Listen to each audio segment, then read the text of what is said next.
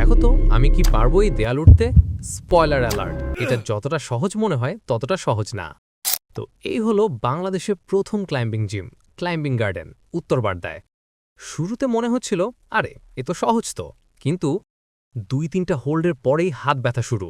আমি বুঝলাম এটা দেখতে যতটা সহজ, করতে ততটা না। আর মাঝে মধ্যে পা সুইং করতে হয়, সেটা আরও কঠিন।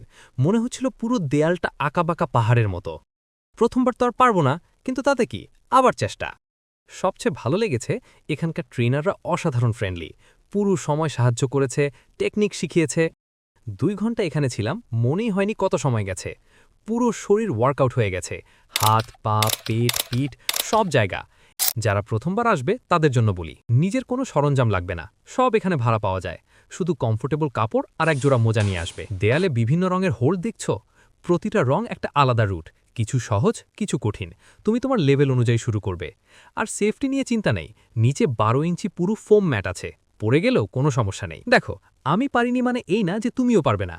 আসলে এটাই তো মজা, প্রতিবার একটু একটু করে ইমপ্রুভ করা। এখানে সবাই তাদের নিজের পেসে শেখে, কেউ এক্সপার্ট কেউ বিগিনার, কিন্তু সবাই মিলে একসাথে ক্লাইম্ব করে। প্যাকেজ আর দাম নিয়ে জানতে চাও? কমেন্ট সেকশন দেখো, সব ডিটেলস পিন করে রাখছি।